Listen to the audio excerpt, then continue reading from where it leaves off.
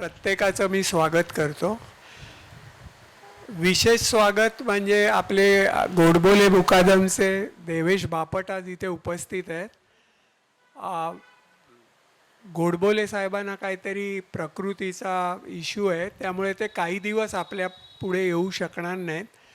देवेशच्या बाबतीत सांगायचं तर सुरुवातीपासून या प्रोजेक्टमध्ये इन्वॉल्ड आहे आणि त्यांनी अगदी सुरुवातीपासून जे project reports, feasibility reports, architectural work हे सगळ्यात त्यांनी मोठ्या उत्साहाने भाग घेतलेला आहे.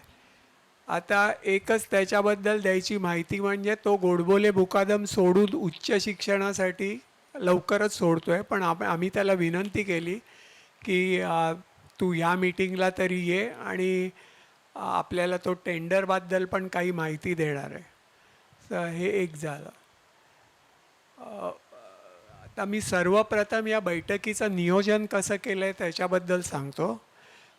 पहिल्यांदा मी हे काही ओपनिंग रिमार्क्स देईन आणि आपले राजेंद्र जोशी आज इथे उपस्थित नाही राहत, म्हणून मी त्यांच्यातर्फे एक निगोसिएशनबद्दल 4-5 गोष्टी सांगेन.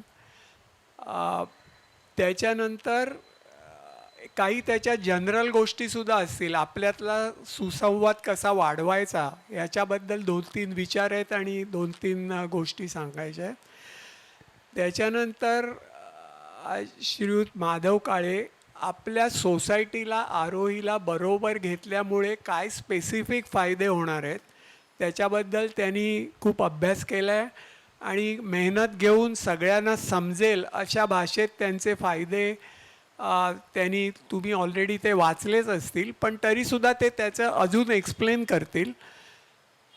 ते संपल्यानंतर देवेश आणि मिहीर हे आमच्या टेंडर सब कमिटीवर होते. त्यांनी खूप मेहनत घेऊन एक टेंडर डॉक्युमेंट तयार केलं आहे.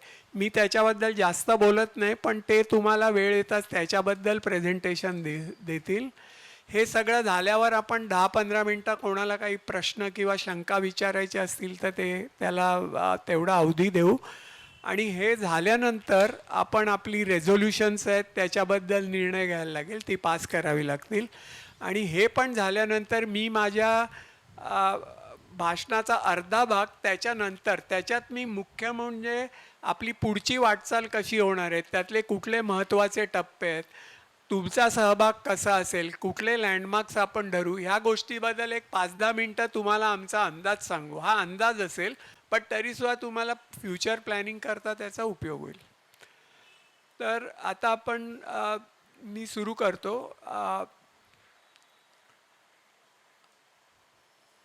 आपण मागेच ठरवलं होतं गेल्या मीटिंगमध्ये की आपण आरोहीकडे निगोसिएशन्स करून त्यांच्याबरोबर काही सोल्युशन निघतं का हे बघायचं होतं. मी 2 गोष्टी सांगेन की आपले PMC होते त्यांनी आपल्याला आधीपासूनच सांगितलं होतं की तुम्ही शक्यतो सर्व प्रयत्न हे होण्यासाठी केले पाहिजेत. असं नाही की ते नाही झाले तर आपल्यापुढे पर्याय नाही, पण तो पर्याय जास्त खडतर असेल आणि त्याच्यात जवळजवळ आपल्यात युद्धाचा प्रसंग असेल, ते आपल्याला डॅमेज करायचा प्रयत्न करतील, आपण त्यांना नुकसान करायचा प्रयत्न करू आणि ह्या सगळ्या प्रयत्नात रिडेव्हलपमेंट मागे पडेल. तेव्हा तुम्ही जोराचा प्रयत्न करा आणि हे कसंही साध्य होतं का बघा. आपले लीगल ॲडवायझर आहेत अनूप मेहता, त्यांनी तर त्याच्याहूनही चांगलं सांगितलं होतं.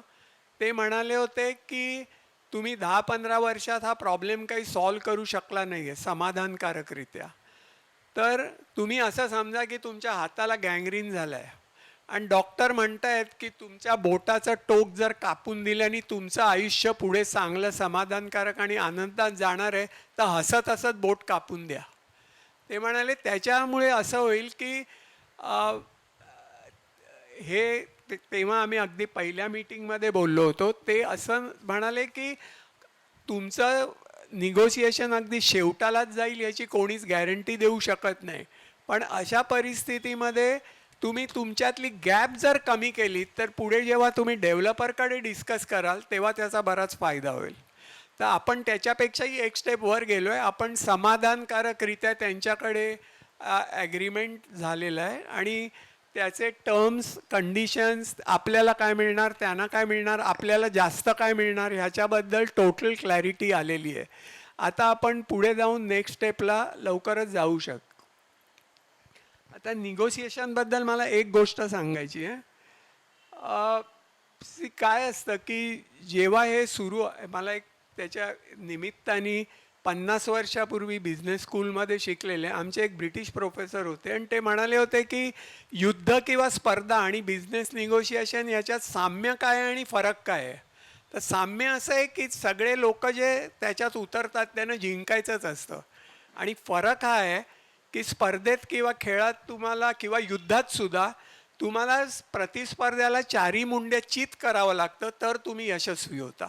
पण बिझनेस निगोसिएशन थोडासा फरक आहे. इथे तुम्ही यशस्वी होता जेव्हा तुम्हाला दोघांनाही वाटतं की ही विन विन सिच्युएशन झाली आहे, दोघांनाही वाटतं, आणि त्याच्यातच तसं जर असेल तरच ते निगोसिएशन टिकतंही आणि पुढे जातं. तर ही पण कसोटी आपण पार केलेली आहे. आता मला एकही आठवतं की जेव्हा आपण हे निर्णय घेतला तेव्हा निर्णय घेतल्यानंतर 10-15 दिवस मी अनेक लोकांना भेटलो, पण त्याच्यात एकाचाही आशावादी सूर नव्हता. सगळ्यांना वाटत होतं की हे होणं अशक्य आहे, आणि ते खरंही होतं, कारण गेल्या 10-15 वर्षात आपला तसाच अनुभव होता. पण आम्ही त्या निमित्ताने आम्ही जास्त जोमाने आणि जिद्दीने प्रयत्न केले. त्यांच्याकडे जवळजवळ 8 का 10 बैठकी घेतल्या. फोन आणि मेल्स तर अगणित गेले. ते वर खाली होत राहिलं, होईल का नाही, होईल का नाही, असं नेहमीच प्रत्येक निगोसिएशनमध्ये होतं. नंतर दोघांनी ते एकमत झाल्यावर आपापल्या वकिलांना विचारलं. वकिलांनी त्याच्यात काही सजेशन्स आणि काही चेंजेस सुचवले आणि त्याच्यानंतर आपण या MOU पर्यंत पोचलो आहे. आता जी झालं ही चांगली गोष्ट आहे. मी माझ्या पुढच्या सेशनमध्ये सांगेन की त्यांनी वकिलांनी काय काय मेन गोष्टी सुचवल्या आहेत. दुसरं माझा महत्त्वाचा मुद्दा आहे की आपल्यात सुसंवाद कसा वाढू शकेल. मी त्याची कारणं सांगतो. आत्तापर्यंत जो अनुभव आहे तो जमेला धरून मी हे सगळं सांगतो आहे की आम्हाला काही सूचना करणं किंवा प्रश्न विचारणं किंवा तुमच्या सजेशन देणं हा तुमचा हक्कच आहे. तुम्ही ते कुठल्याही प्रकारे आणि कधीही करू शकता. तुम्ही कोणी कमिटीच्या मेंबरकडे तोंडी देऊ शकता, त्याला तुम्हाला तोंडी उत्तर मिळेल जर त्याला उत्तर माहीत असेल तर. जर तुम्ही लेखी स्वरूपात काही दिलं तर त्याला थोडा वेळ लागू शकेल. वेळ अशा करता की आम्ही ते आमच्या कमिटीत डिस्कस करतो, त्याचं विश्लेषण करतो, माहिती नसेल तर ती माहिती गोळा करतो, गरज पडली तर आमच्या PMC आणि लीगल ॲडवायझरचा सल्ला घेतो आणि मगच ती लिहिण्याची प्रोसेस सुरू होते. आता हे मी का सांगितलं त्याचं पण तुम्हाला कारण देतो. 2-3 केस स्टडीज आहेत. एक आहे की लोक जेव्हा आम्हाला सांगतात तेव्हा त्यांना असं वाटतं की ज्या माणसाला सांगितलं तोच निर्णय घेणार आहे, पण तसं नाही आहे. आमच्या कमिटीत कोणीही माणूस एकटा निर्णय घेत नाही. सगळे निर्णय हे सामूहिकरित्या घेतले जातात. आणि असं पण नाही की आमच्यात नेहमीच एकमत होतं. आमच्यात सुद्धा वेगवेगळे विचारांचे लोक आहेत आणि ते म्हणजे एकमेकांना कन्व्हिन्स करायचा ट्राय करतात. आता त्याच्यात एक तुम्हाला मी उदाहरण सांगतो. एका महत्त्वाच्या विषयावर आम्हाला ह्याची चर्चा चालली होती. तो निर्णय ताबडतोब घ्यायचा होता. तर आमच्या 11 का 12 जणांच्यात कमिटीत 6/5 असं वोटिंग झालं. 6 माणसं एका बाजूला होती, 5 माणसं दुसऱ्या बाजूला होती. एवढा क्लोज तो निर्णय होता. तर त्यावेळेला आम्ही तो निर्णयच ताबडतोब घ्यायचं थांबवलं. परत ड्रॉइंग बोर्डवर करून प्रत्येक जणांनी त्याचा अभ्यास केला, परत डिस्कशन झालं आणि पुढच्या वेळेला काही लोकांनी कन्व्हिन्स केलं बाकीच्यांना की नाही, तो निर्णय पहिलाच बरोबर आहे. आणि अशा रीतीने आपण जे 6/5 होतं ते 10/1 झालं आणि मग तो निर्णय घेतला गेला. तर मला सांगायचा मुद्दा असा आहे की कुठलाही निर्णय आमच्या कमिटीत एकटा घेत नाही. तो सेक्रेटरी असू दे, चेअरमन असू दे किंवा प्रेसिडेंट असू दे, आम्ही हे निर्णय सामूहिकरित्याच घेतो. आणि दुसरा महत्त्वाचा मुद्दा म्हणजे लोकांना वाटतं की तो निर्णय घेऊन तो लोकांवर लादला जाईल. असं बिलकुल नाही आहे. प्रत्येक निर्णय हे जनरल बॉडी घेणार आहेत. आम्ही फक्त रेकमेंडेटरी बॉडी आहोत की आम्ही अभ्यास करून तुमच्या पुढे ठेवतो की कुठला पर्याय चांगला आहे. पर्याय शेवटी तुम्ही निवडायचा आहे आणि प्रत्येक मेजर डिसिजनवर जनरल बॉडी हे ठरवणार आहे की पुढे पुढे आपण कशी प्रगती करायची. काही लोक जेव्हा सजेशन किंवा शंका किंवा प्रश्न विचारतात तेव्हा त्यांचा ॲटिट्यूड असा असतो की मी सांगेन तेच व्हायला पाहिजे, पण तसं अनफॉर्च्युनेटली होऊ शकत नाही. कारण मी कारणं सांगितली, आपल्याला सामूहिकरित्या डिसिजन घ्यायचं आहे. एक माणसाला काय वाटतं किंवा त्याचं मत काय आहे याला काय मोठी फारशी किंमत नाही उरू शकत. अजून एक जेव्हा लोक तुम्हाला मेल लिहितात किंवा पत्र लिहितात त्याच्यात मी बघितलं की काही काही लोकांची अशी टेंडन्सी आहे की त्या पत्राचं उत्तर आम्हाला 24 तासात द्या किंवा 2 दिवसात द्या, असं दरवेळी शक्य होणार नाही. एक लक्षात घ्या की ही आमची व्हॉलंटरी बॉडी आहे, इथे कोणी पेड वर्कर किंवा सॅलरीड माणूस नाही आहे. प्रत्येकजण आपापल्या कामात बिझी आहे आणि मॅनपॉवरची मॅनेजिंग कमिटीत आहे आणि आमच्या कमिटीतसुद्धा शॉर्टेजच आहे. तसं बघितलं तर इथे कोणी पिऊन किंवा क्लार्क्स नाही आहेत. तेव्हा एक उदाहरण सांगतो मी नाव कोणाचं घेणार नाही, पण एकाने लिहिलं की आम्हाला जनरल बॉडीची नोटीस समजायला 5 दिवस मला लागतील आणि 5 दिवसानंतर मी तुम्हाला कळवीन माझे प्रश्न काय ते. पण प्रश्न आल्यावर तो म्हणतोय तुम्ही उद्याच्या उद्या दुसऱ्या दिवशी उत्तरं द्या. ते शक्य नाही आहे. ते सगळे एवढे मोठे आणि एवढे डीप रूटेड प्रश्न आहेत की त्याच्यावर तसं करणं शक्य होणार नाही. सो प्लीज हे समजा की दुसरं मी सांगतो आमच्यातलं म्हणजे आता आम्ही तर एक दोन तीन जण सेमी रिटायर्ड आहेत, पण मिहीरसारखे लोक आहेत, राजेंद्र जोशींसारखे लोक आहेत, ते आपापल्या कंपनी जबाबदार पदावर आहेत, ते डायरेक्टर्स आहेत, मॅनेजिंग डिरेक्टर्स आहेत. त्यांना तुम्ही हे मला कॉपी काढून द्या वगैरे असली कामं सांगू शकत नाही. ते त्यांचं कामच नाही आहे आणि ते करणं सांगणं पण चुकीचं आहे. तर प्लीज मला वाटतं ह्या गोष्टीचा भान ठेवा की एक एक हे सांगायला पण मी तुम्हाला बॅकग्राऊंड देतो. एक माणूस म्हणाल आम्ही सगळ्यांना गुगलवरून मेलवर पाठवलेले आहेत फिजिबिलिटी रिपोर्ट. एक माणूस म्हणतो मला मिळालंच नाही. आता हे कसं शक्य आहे? 64 लोकांच्या मेल्स, गुगल सगळ्यांना मेल्स पाठवतं. जर तुम्हाला मिळालं नाही तर बाकीच्या 60 लोकांना ते कळतं की मेल बाउन्स झाली आहे. त्यामुळे मेल मिळाली नाही हे कारणच असू शकत नाही. आणि दुसरी गोष्ट ते म्हणते मला दुसरी कॉपी पाठवा. आता हे कोण करणार?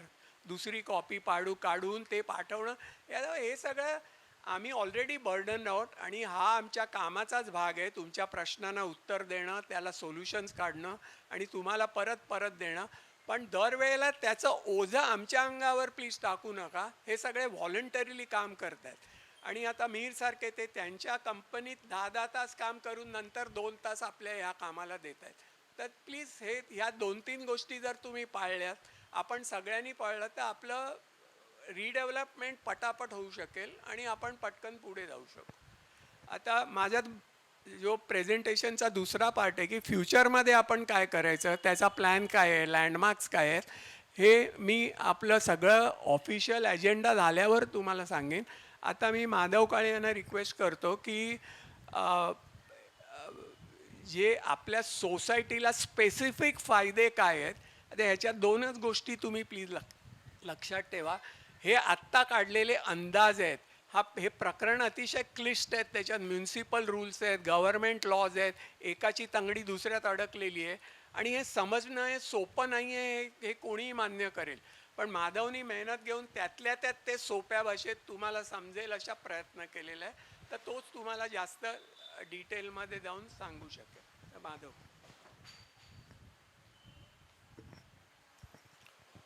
थँक्यू हर्षद. नमस्कार मंडळी. जे काय एक्सप्लेनेटरी स्टेटमेंटमध्ये म्हटलेलं आहे ते सगळं लिहिताना आणि जे काय काम त्याच्यावर करण्यात आलं सगळ्या कमिटीतर्फे, त्याच्यात आम्हाला आपल्या PMCचा गायडन्स खूपच मौलिक ठरला. देवेश बापट इकडे आहेत स्वतः, त्यांनी आम्हाला वेळोवेळी मार्गदर्शन केलं. कारण असं आहे की आत्ताचे जे डेव्हलपमेंट कंट्रोल रूल्स आहेत हे खूप टेक्निकल आहेत. सगळ्यांना सगळं ते एकदा वाचून तर मुळीच कळत नाही. बरं, आपला प्रश्न असा होता की आरोहीला आपण जेव्हा परमिशन दिली होती त्यावेळेला त्यांनी अमुक एक स्क्वेअर फूट बांधायची, त्याच्याकरता आपल्या टोटल प्लॉटमधला अमुक एक भाग त्यांच्याकरता होता. तसंच दत्तवाडीतल्या लोकांकरता काही भाग होता.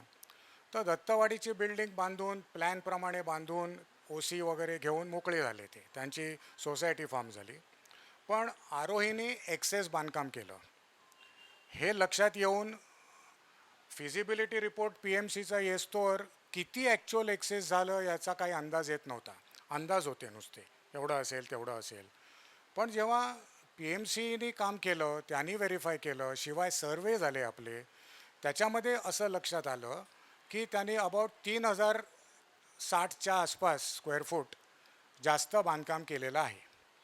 म्हणजेच काय की आपल्या FSI पोटेन्शियलमधून तेवढी जागा कमी झाली असती. आता कुठल्या पण रिडेव्हलपमेंटला आपली जर 7 स्ट्रक्चर आहेत, ती रिडेव्हलप करायला आपल्याला सध्याचं जे बांधकाम झालं आहे त्याला ॲपर्टनंट जो प्लॉट एरिया आहे त्या प्लॉट एरियावरच आपल्याला FSI मिळतो.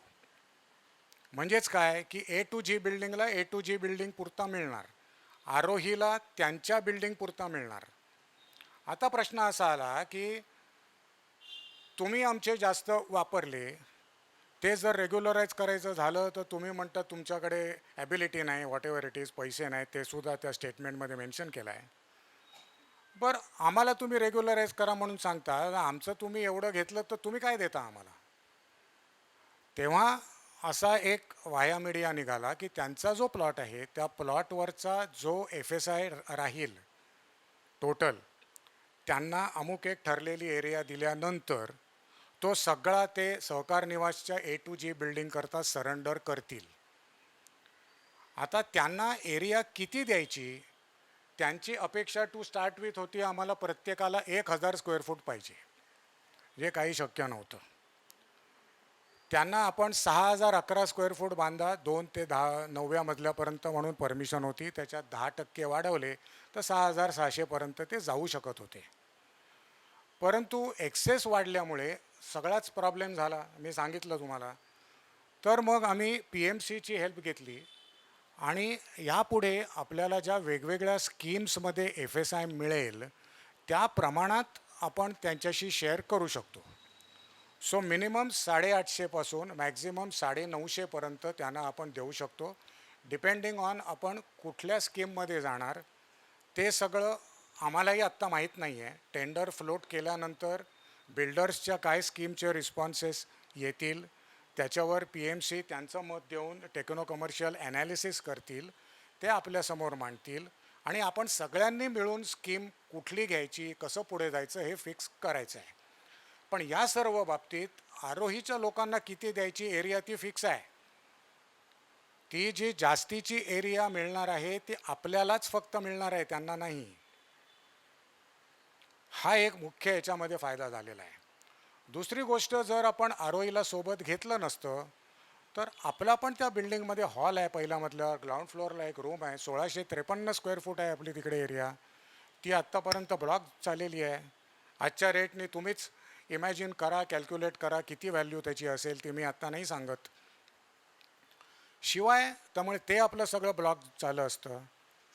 शिवाय त्यांना जर वेगळं ठेवायचं म्हटलं तर त्यांना एक रस्त्यावरून राईट ऑफ वे द्यायला पाहिजे, तो आपल्याच प्लॉटमधून जाणार. आज ते कसं आपल्या गेटमधून जाऊन वापरतायत ना, तर आपल्याला कुठेतरी मागच्या बाजूला मग तेवढी जागेचा पट्टा वाया जाणार, कोणालाच नाही. परंतु हा तोडगा निघाल्यामुळे सर्वानुमते आम्ही असं ठरवून तुमच्यासमोर मांडलेलं आहे की त्यांना ह्या टर्म्सवर आपण सोबत घ्यावं. हे टर्म्स आणि MOU त्यांना जे ड्राफ्ट करून सर्क्युलेट केलं आहे ते त्यांच्या जनरल बॉडीने युनॅनिमसली ॲप्रूव्ह केलेलं आहे. त्यांच्या मिनिट्सच्या त्यांनी कॉपीज पण आपल्याला सबमिट केलेल्या आहेत.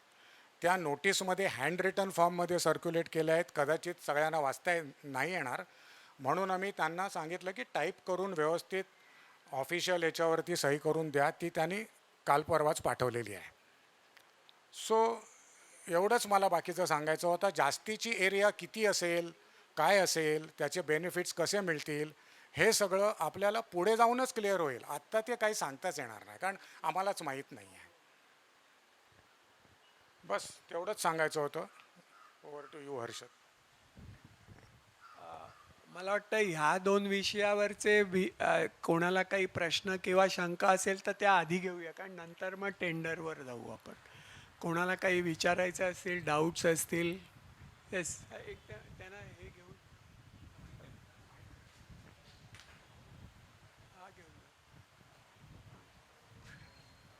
आलो देत आहे. हॅलो. मी 2 प्रश्न पाठवले होते. एक म्हणजे असं की सध्या त्यांची मिनिमम एरिया प्रत्येक फ्लॅटची किती आहे आरोहीची, कारण I hear from here and there different figures every time. तर एरिया किती आहे ती एक, हा एक प्रश्न आहे. आणि दुसरं म्हणजे एक संपून टाकतो मी आताच. दुसरं मला प्रश्न असा आहे, तो अजून काही सध्या सोडता येण्यासारखं नाही आहे, परंतु असं दिसतं आहे की आपल्या कुठल्याच फ्लॅटला त्यांच्या इतकी जागा नाही मिळणार असं दिसतंय. ते खरं आहे वाय का? आणि how will you decide about the loan stock and share certificates and so fourth? त्यांनी आत्ता जागा वापरली आहे किती? तुम्ही जर फिजिबिलिटी रिपोर्ट नीट पाहिलात तर टोटली 9 मजल्यांनी मिळून 9,678 स्क्वेअर फूट वापरलेली आहे. Averages out to around 1,000 square feet per flat. पण एका फ्लॅटची खूपच जास्त असल्यामुळे बाकीच्या फ्लॅट्सपेक्षा ते ॲव्हरेजमध्ये त्याचं खाली येतं, बाकीच्यांचं थोडं वर जातं. पण म्हणून आम्ही तो काही बेंचमार्क घेतलाच नाही. आपल्याला प्रत्येक FSI स्कीममध्ये काय किती एरिया त्यांना जाऊन फिजिबल होईल हेच आम्ही पाहिलेलं आहे. हा एक. दुसरा प्रश्न काय होता?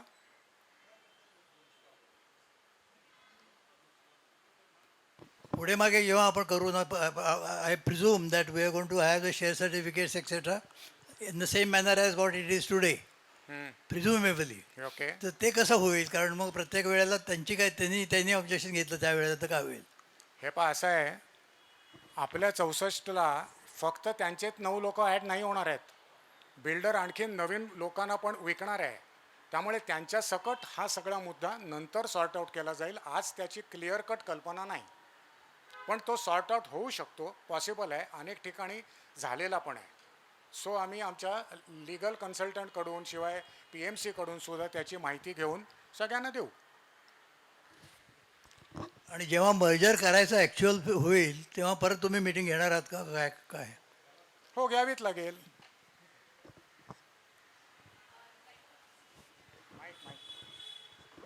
Can I speak in English? Yeah, you please mention your name first. I am Dr. Kamath, D3. I have a few queries about this merger. From what I know, they do not have an OC.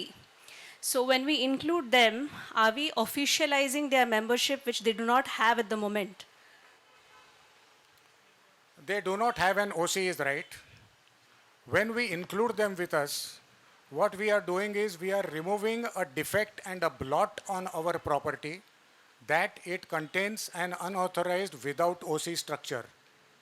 And that is going to be immensely beneficial to us. In the process, yes, they do get benefit of being occupants of new flats in the new building, which will have proper OC. But we will not be deprived of any area that will flow to us. It seems to be more beneficial to them at this moment. Another question I had is when we are. Madam, 1 second. I beg to differ here. It is beneficial to both, not more to them or less to us. That is our view. From our point of view, we'll get the land. From their point of view, the so-called OC, which they do not have, they are going to suddenly get a valid membership Yes. in yes. Sahakar Nivas, so which is a huge benefit for them, from what I can presume at this moment. Okay. My more important question is, when we have this merger, are we going to have it with individual flatmates, or it is going to be with the entire society as one unit? Because I think individually each of them, because since doesn't have an OC, would it matter more? And also, we own a flat, as you mentioned just now. What would be the status of that place when all this happens? If you could just clarify a little bit. First and foremost, please note that along with our 7 buildings, Arohi Tower also will get demolished. And so will come up a fresh new structure wherein their old flats and all that will not remain. Point number 1. there are various ways of admitting them merely as a member in our society or merging them or deregistering them, which in the due course our lawyers, as they advise us, proper steps will be taken so that it doesn't go to the detriment of us 64 members. So one more question. Since you spoke about demolishing, now this is a merger. Obviously, they'll have their terms and conditions, and we'll have our terms and conditions. And we own the land, so we should be having an upper hand, as you have already mentioned. Which building would be demolished first? Because suppose ours is demolished, and suddenly they change their mind, and they say, now we don't want to. Now we don't want to consider the same terms, we want something better. Then what do we do? I mean, it's a very difficult situation you're dealing with. I totally appreciate you're coming up with a good solution, but how do we deal? Like, will it be demolished first? Because if it is demolished first, then we have an upper hand, because theirs is already demolished, which means they are totally 100% in agreement with whatever they have agreed. Understood your point, Yes, understood yes. your concern also. The plan is not to demolish one building and then the others. No. My point of view is now And we have neither will they have any option whatsoever, because see, development agreement, when it will be signed with the preferred selected builder by all of us, will be binding on them also, not just us, as individual members, as collectively the society. not as individual Individually members. also, see, from our side, the office bearers of Central Cooperative will be signing the development agreement. Does not mean that it is binding on us all. Same way, it will be binding on them also. Okay, so the terms will be same for all of same. them. No change, no Okay, change. okay. Thank you. You, You're saying something? you don't have that fear in mind. Yeah, just to clarify No, no, everything, no. because we don't know them. We have been a society all this while, but we don't know the members of that society. So suppose they have better options, suppose they try to have separate talks with the builder, because once it goes for redevelopment, everything becomes more open. Precisely. That is why we want them to be part of the development Very agreement. clear in the so beginning. that what the developer has to offer to them is nailed then and there. Okay, It I got forms it. part of the tender also. Yeah, That much care we have taken. yeah. That's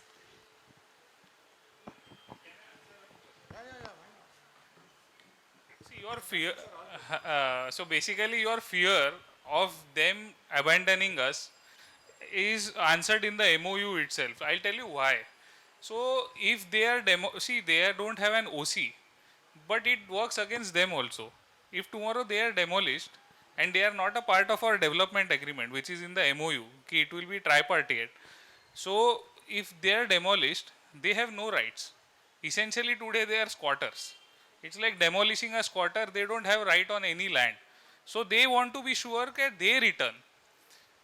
So, that is one of the most important things which you have to realize. Secondly, for going without them, we'll still have to obtain an OC.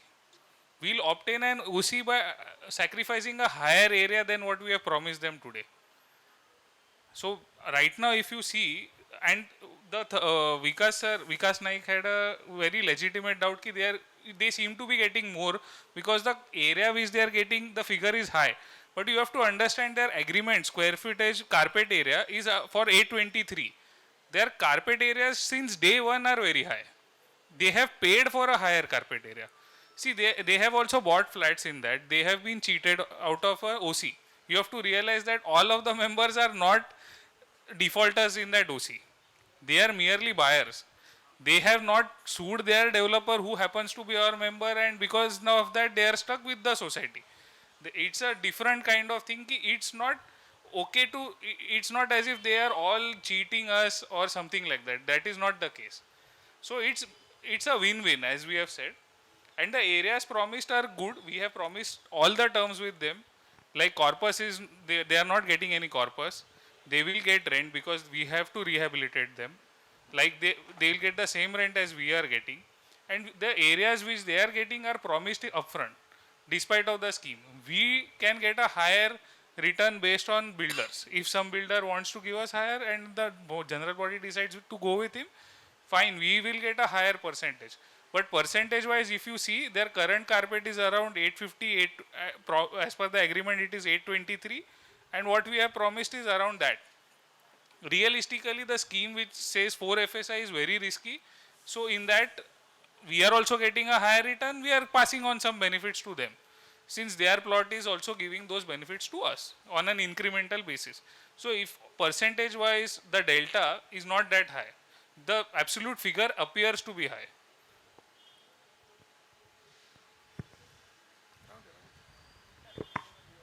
Any other questions?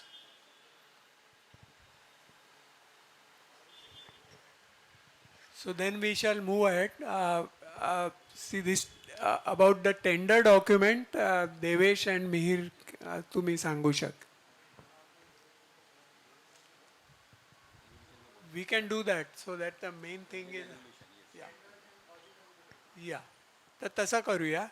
So let us move the two resolutions, and first resolution to vote or whatever to for approval. Yeah, we'll take one at a time. तर कोणीतरी second करता का ते propose already झालेलं हां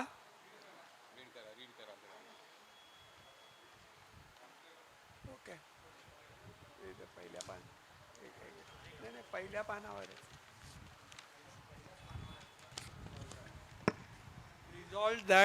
resolve that in the best interest of the society and its members, and in accordance with directions given to redevelopment committee by members in special general body meeting held on September 7, 2023, the proposal to include ROE towers in the redevelopment of Sahkar Niwas be and is hereby approved. Okay. Second is further resolved that the draft memorandum of understanding to be entered between Central Cooperative Housing Society and Maitreya Corporate Housing Society ROE for the above stated redevelopment already approved by special general body meeting of Maitreya Society and placed before this meeting is hereby approved. Combined, sorry.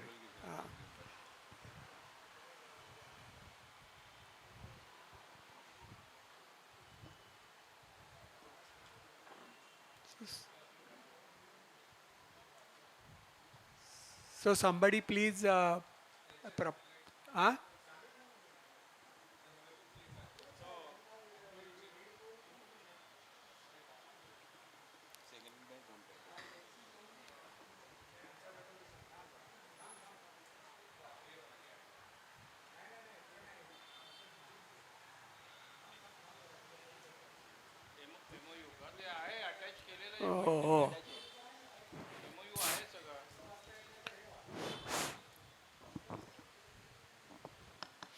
And Dr. Kamath, I just want to clarify one more thing. You were talking about, she's gone? गेल्या त्या? Okay, then it's better to, okay. Proposed by Sunil Palekar, right? Sunil Moge, okay. So it is passed. Now we'll go to, कोणाला any objections to this? आपण आरोही बरोबर जातोय any objections So it is passed unanimously. pass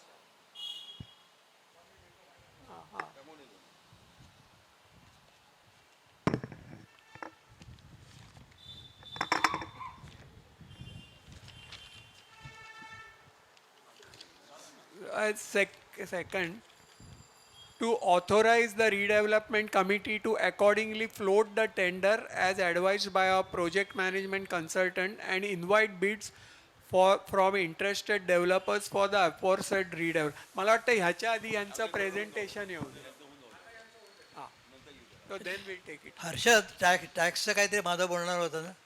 नाही ते तुमचे हे बघा, एक सोपी गोष्ट आहे. एक मिनिट, मी एकच वाक्य बोलतो. ह्या देशात तुम्हाला काही ढबोलं मिळालं किंवा घबाड मिळालं तर you have to pay some kind, not in our country, in every country. Okay, so that is one thing. What is saying is these are gross figures आणि these are subject to some taxes or the other. आता आपल्याकडे 4 CA आहेत, ते त्याचा अभ्यास करतील. If necessary they will take an expert opinion and then when they are clear about it they will give the details and that by that time the developers proposals also will be known to Okay, us. okay. So that is what he was saying.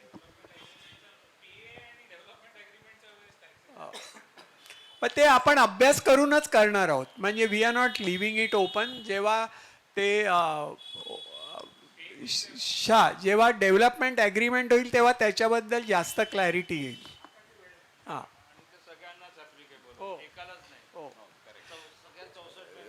हो same applicable. आणि ते कुठलं combination का वेगळा choice कुठला alternative घ्यायचा ह्याच्याबद्दल ते आपल्याला ॲडवाईस करतील. चला देवेश आणि मिहीर. हो मी टेंडरिंग प्रोसेस एक्सप्लेन करतो आणि टेंडरचे सेक्शन्स एक्सप्लेन करतो. नमस्कार. मी आता तुम्हाला एक बेसिक टेंडरिंग प्रोसेस आपली कशी होईल ते एक रफली एक्सप्लेन करतो आणि आपल्या टेंडरमध्ये काय काय सेक्शन्स असणार आहेत ते एक त्याच्यानंतर एक्सप्लेन करतो. तर आता tender is a document by which through which we invite developers for the redevelopment of our society. म्हणजे त्यांना आपण आपली सगळी माहिती देतो. त्या डॉक्युमेंटमध्ये सगळं लिहिलेलं असतं की आपल्या सोसायटीच्या सिच्युएशन्स काय आहेत, किती बिल्डिंग्स आहेत, किती घरं आहेत, किती बिल्टअप एरिया आहे, काय कार्पेट एरिया आहे, मग आपल्याला आपल्या अपेक्षा काय आहे त्या रिडेव्हलपमेंटमधून, हे सगळं या टेंडर डॉक्युमेंटमध्ये लिहिलेलं असतं. आणि या टेंडर डॉक्युमेंटची एक पब्लिक नोटीस दिली जाते न्यूजपेपरमध्ये to invite the developers. So we start with this. Tender approve झाल्यानंतर टेंडरची एक नोटीस दिल्यानंतर एक साधारणतः 1 ते 1.5 महिन्याचा कालावधी आपण ठेवतो. ज्या कालावधीत त्या टेंडर नोटीसच्या बेसिसवरती डेव्हलपर्स आपले टेंडर घेऊन जातात. PMCच्या ऑफिसकडून पण फर्दर मार्केटिंग होऊ शकते. ते पण त्यांचे जे काही ओळखीचे डेव्हलपर्स आहेत त्यांना पोच करतात हा टेंडर आणि हे सगळं. तुमच्या काही ओळखीचे डेव्हलपर्स असतील, तुम्हाला कोणी माहिती असेल तर तुम्हीसुद्धा त्यांना सांगू शकता. ना तर टेंडर ह्या एक ऑफिशियल डॉक्युमेंट होऊन जातो आणि एक ऑफिशियल प्रोसेस बाय 79A च्या थ्रू आपल्याला ते करावं लागतं. तर मग जे टेंडर फ्लोट केल्यानंतर आपण डेव्हलपर्सची एक हे करून घेतो. सो त्या 1-1.5 महिन्याच्या डेव्हलपर जे काय आपले घेऊन जातील त्यांच्या आपण एक सबमिशन डेट ठेवतो. त्या तारखेला सगळ्या डेव्हलपर्सनी आपल्याला ते टेंडर सबमिट करायचं असतं. त्याच्यात त्यांनी आपल्याला दिलेले सगळे ऑफर्स असतात. ते टेंडर सील्ड असतात. हे टेंडर्सची जे सेल आहे तो PMCच्या ऑफिसमधून होतो आणि याचं जे सबमिशन आहे ते सोसायटीच्या ऑफिसमध्ये होतं. त्याच्यानंतर हे टेंडर्स ओपन केले जातात. ते टेंडर ओपन केल्याच्या नंतर साधारणतः 1 ते 1.5 आठवड्यामध्ये आपण एक डेव्हलपर प्रेझेंटेशन्स ठेवतो. या प्रेझेंटेशन्सचं बेसिस या फर्स्ट ऑफरवरती असतं. आपल्याला माहिती असतं की डेव्हलपरने आपल्याला काय ऑफर्स दिल्या आहेत त्या टेंडर ओपन केल्यानंतर. ज्या बेसिसवरती एक PMCचं ऑफिस तुम्हाला एक कंपॅरेटिव्ह ॲनालिसिस देईल, जे बेसिक कंपॅरेटिव्ह ॲनालिसिस असेल, ज्याच्यात कोणी किती एरिया दिला आहे, कोणी किती कॉर्पस दिला आहे, कोणी किती रेंट दिला आहे, हे सगळं एकाच्या बाजूला एक मांडलेलं असेल, जेणेकरून तुम्हाला त्याचा अभ्यास करायला सोपं पडेल. याच्यानंतर जसं मी म्हटलं आपण एक प्रेझेंटेशन्स ठेवणार आहोत. सो आपल्याला डेव्हलपर्सची ऑफर माहिती असेल, पण आपल्याला त्या डेव्हलपर्सचं प्रोफाईल अजून कळलेलं नाही आहे डिटेलमध्ये. ते प्रोफाईल समजून घेण्यासाठी आणि फर्दर नेगोशिएशन करण्यासाठी आपण एक मीटिंग ठेवतो, ज्याला आपण प्रेझेंटेशन मीटिंग म्हणतो. त्या मीटिंगमध्ये डेव्हलपर त्यांचं प्रोफाईल सगळं एक्सप्लेन करतात. त्यांनी किती कामं कुठे कुठे केली आहेत हे सगळे एक्सप्लेन करतात. कोणत्या कोणत्या स्कीम्समध्ये त्यांनी प्रोजेक्ट्स केलेले आहेत हे ते त्या दिवशी एक्सप्लेन करतील. आणि समजा आपल्या अपेक्षेच्या अनुसार त्यांचे फर्स्ट ऑफर नसेल तर आपण त्यांना आपल्या परत ज्या काय अपेक्षा असतील तर एक बेसिक नेगोशिएशन त्यांच्यासोबत करू शकतो की दिस इज वॉट वी एक्सपेक्ट तुमच्याकडनं. या प्रेझेंटेशनच्या मीटिंगनंतर आपण अजून 1 आठवड्याचा कालावधी देतो त्या सगळ्या डेव्हलपर्सना, ज्यांच्याकडून आपण परत एकदा रिवाइज्ड ऑफर मागवतो. सो ही प्रोसेस आता स्टार्ट झालेली आहे. त्याच्या रिवाइज्ड ऑफरमध्ये समजा काही डेव्हलपर्स ज्यांना खरंच इंटरेस्ट असेल ते परत एकदा आपल्याला ऑफर ज्या आहेत त्या सबमिट करतात. काही डेव्हलपर्स त्यांच्या ऑफर वाढवू शकतील, काही चेंजेस करतील, काही हे करतील. या रिवाइज्ड ऑफरच्या बेसिसवरती PMCचं ऑफिस परत एकदा कंपॅरेटिव्ह ॲनालिसिस करतं. आता या कंपॅरेटिव्ह ॲनालिसिसमध्ये कॅपिटल कॉस्टिंग केलं जातं. म्हणजे monetary based, value based benefits कोणता डेव्हलपर जास्त आपल्याला देतो आहे आणि प्रोफाईल वाईज कोणता डेव्हलपर किती स्ट्रॉंग आहे हे सगळं त्याच्यात लिहिलेलं असेल. याच्या बेसिसवरती आपण एक साईट व्हिजिट ठेवतो, जे आपली कमिटी मेंबर त्यांच्या शॉर्टलिस्टेड समजा 5 डेव्हलपर्स आले आहेत, 5मधून आपण 3 शॉर्टलिस्ट केले आहेत बेस्ड ऑन द प्रोफाईल्स. तर तिन्ही डेव्हलपर्सचे सम वीकेंड कमिटी मेंबर्स ते सगळे त्यांच्या शॉर्टलिस्टेड जे साईट्स असतील ऑन गोईंग आणि कम्प्लिटेड ते सगळे व्हिजिट करतील, त्याचा रिपोर्ट बनवतील, सगळ्या सोसायटीजना देतील मेंबर्सना देतील आणि त्या बेसिसवरती आपण पुढे डेव्हलपरचं सिलेक्शन करू. ना आता हे टेंडर डॉक्युमेंट का महत्त्वाचं असतं, कारण की त्याच्यात आपण मेथोडॉलॉजी लिहिलेली असते. हीच सगळी मेथोडॉलॉजी जी मी आता तुम्हाला एक्सप्लेन केली, ती मेथोडॉलॉजीला बाइंडिंग त्या डेव्हलपरनी सगळी कामं केली पाहिजेत हे त्या टेंडर डॉक्युमेंटमध्ये लिहिलेलं असणार. टर्म्स अँड कंडिशन लिहिलेले असणार. सो आता त्या टेंडरमध्ये काय काय सेक्शन्स असतील ते मी तुम्हाला एक सांगतो. इनिशियली आपलं टायटल पेज झाल्यानंतर टेंडर नोटीस असेल. ज्या टेंडर नोटीसमध्ये एक बेसिक इन्फॉर्मेशन दिलेली असेल, आपला plot area, number of members आणि total carpet area, total plot area हे सगळं लिहिलेलं असेल. त्याच्यात डेव्हलपर्स टेंडर कधीपासून फ्लोट होत आहेत, म्हणजे टेंडर्सचा सेल कधीपासून चालू होतो आहे, त्याचा सेल कुठून होतो आहे, त्याचं लोकेशन, त्याची लास्ट डेट ऑफ सबमिशन काय आणि लोकेशन ऑफ सबमिशन काय हे त्या टेंडर नोटीसमध्ये मेन्शन केलेलं असेल. हीच सेम टेंडर नोटीस न्यूजपेपरमध्ये सोसायटीने डिसाईड केलेल्या तारखेला पब्लिश होईल. नेक्स्ट सेक्शन असेल आपला स्टेटस रिपोर्ट. तर तुम्ही सगळ्यांनी जर तुमचा आपला प्रोजेक्ट रिपोर्ट बघितला असेल तर प्रोजेक्ट रिपोर्टच्या स्टार्टिंगला एक स्टेटस रिपोर्ट होता, ज्याच्यात आपण आपल्या सोसायटीचे सगळी डिटेलमध्ये माहिती लिहिली होती. कुठले कुठले प्लॅन्स आपल्याकडे अवेलेबल आहेत, कुठले डॉक्युमेंट्स आपल्याकडे अवेलेबल आहेत, किती आपला बिल्टअप एरिया आहे, आरोही टॉवरचा बिल्टअप एरिया किती आहे, त्यांच्या दोघांचे कार्पेट एरियाज किती आहेत, लिस्ट ऑफ द मेंबर्स, हा सगळा स्टेटस रिपोर्ट लिहिलेला असेल. म्हणून आपण त्याला स्टेटस, आपल्या सोसायटीचा जो काही स्टेटस आहे सध्याचा कन्सिडरिंग द डॉक्युमेंट्स, ते लिहिलेलं असेल. याच्यात नंतर आपण एक situation, current situation of the society explain केली आहे. आता प्रियोळकर सरांनी आणि माधव सरांनी एवढे सगळे जे आपल्याला सांगितलं की आरोहीचं जे काय आपण एवढी मेहनत केली आहे ते डेव्हलपरला अजून माहिती नाही आहे. आपल्याला माहिती आहे, PMCला माहिती आहे, लिगल ॲडवायझर्सना माहिती आहे, सोसायटीला माहिती आहे की हे नक्की सिच्युएशन काय आहे. तर ती सिच्युएशन त्या एका सेक्शनमध्ये एक्सप्लेन केलेली आहे की टोटल प्लॉट एरिया आपला किती आहे, त्यातून दत्त दिगंबरचा प्लॉट एरिया किती आहे, त्यांचा बिल्टअप एरिया किती आहे आणि ह्याचे सगळ्यांचे रेफरन्सेस आपण ज्या ज्या प्लॅन्समधून घेतलेले आहेत त्या प्लॅन्सचे रेफरन्सेस तिथे दिलेले आहेत. याच्या पुढे मेथोडॉलॉजी. सो एक स्टेप वाईज मेथोडॉलॉजी, पूर्ण process of tendering till the handing over of possession हे सगळं त्या मेथोडॉलॉजीमध्ये लिहिलेलं असणार. टेंडर कसं सबमिट करायचं आहे त्याचे गाईडलाईन्स असणार. सिलेक्शन आपण डेव्हलपरचं कशा प्रकारे करणार आहोत, सो हेच सगळं की त्यांचे प्रेझेंटेशन मीटिंग होणार, रिवाइज्ड ऑफर त्यांच्याकडून आपण मागवून घेणार, त्यांच्या साईट व्हिजिट्स आपण करणार, त्यांचं प्रोफाईल पूर्ण चेक करणार, हे सगळं त्याच्यात लिहिलेलं असणार.